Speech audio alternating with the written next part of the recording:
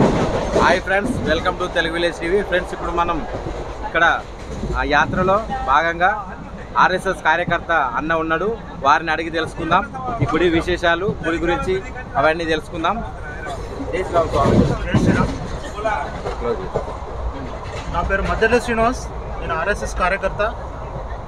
500 సంవత్సరాల నాటి హిందువుల కళ నెరవేరి అయోధ్యలో బాలరాముని ప్రతిష్టాపన జరగడం అనేది ఇది ప్రపంచంలో ఉన్న హిందువులందరికీ కూడా ఒక స్వప్నం.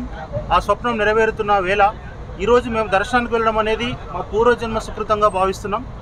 అయోధ్య ఉద్యమంలో 1000 మంది బలిదానం చేయడం, అయోధ్య రామాలయం నిర్మాణం అనేది కేవలం ఈ జాతి యొక్క ఆత్మగౌరవ సమస్య, ఈ జాతి యొక్క సంస్కృతి పరిరక్షణ ఉద్యమం. ఇది మన జాతులతో పాటు పుట్టిన రోమ్ జాతి కావచ్చు, గ్రీకు జాతి కావచ్చు, మెసోపొటేమియన్లు కావచ్చు, ఎన్నో జాతులు కాలగర్భంలో కలిసిపోయినప్పటికీ కూడా హిందుత్వం అనేది ఒక జీవనది.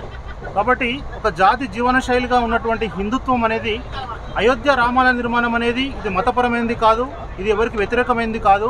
కేవలం హిందువుల యొక్క ఆత్మగౌరవాన్ని పరిరక్షించుకోవడం కోసం మా సంస్కృతి ఉద్యమాన్ని మేము కొనసాగింపులో భాగంగా మాత్రమే అయోధ్య నిర్మాణాన్ని చూస్తున్నాం. ముఖ్యంగా 1000 సంవత్సరాలుగా ఈ జాతికి ఆరాధ్యమైనటువంటి అయోధ్యలో ఉన్నటువంటి రాముడి జన్మభూమి ప్రదేశంలో బాబ్రీ కట్టడం, దాని తొలగింపు కోసం కొన్ని 1000 మంది బలిదానం చేయడం, బాబ్రీ కట్టడం విధ్వంసం 1992 డిసెంబర్ 6న జరిగిన కరసేవలో 1000 మంది కరసేవకులు, ఆ రోజున్న ములాయం సింగ్ యాదవ్ ప్రభుత్వం పిట్టల్ని కాల్చినట్టు కరసేవకుల్ని కాల్చి ఆ రోజు గోనె సంచుల్లో కుక్కి సరై నదుల్లో తొక్కిన సందర్భం అది హృదయ విదారకం. ఈ జాతి చేసుకున్న ఈ జాతి చరిత్రలోనే ఒక అతి విషాదమైన ఘట్టం అది. 1000 మంది కరసేవకులు సరయు నదిలో ఆ రోజు కొట్టుకుపోయిన సందర్భం ఈ జాతి ఎప్పటికి కూడా మర్చిపోయిన సందర్భం.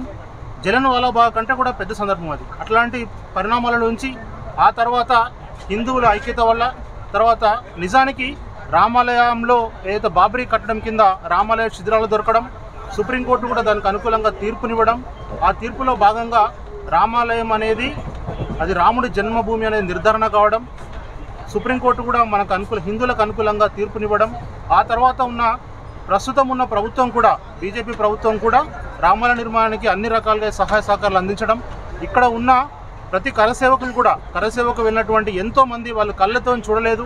కొన్ని 1000 మంది ఒక 500 సంవత్సరాలుగా కొన్ని తరాలు మాత్రమే గడిచిపోయినాయి.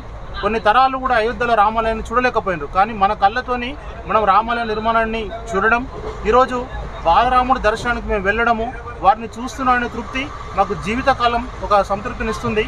కాబట్టి ప్రతి హిందువు కూడా అయోధ్య రామాలయాన్ని సందర్శించాల్సిన అవసరం ఉంది.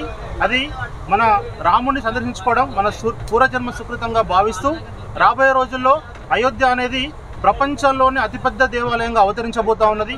ముఖ్యంగా మక్కాలో ఉన్నటువంటి మసీదు కంటే, తిరుమలలో ఉన్నటువంటి తిరుపతి దేవస్థానం కంటే, ఈరోజు వాటికన్ సిటీలో క్రైస్తవులకున్న చర్చిల కంటే కూడా ఎక్కువ సంఖ్య ఈరోజు అయోధ్యకి బయలుదేరి వెళ్తూ ఉన్నది.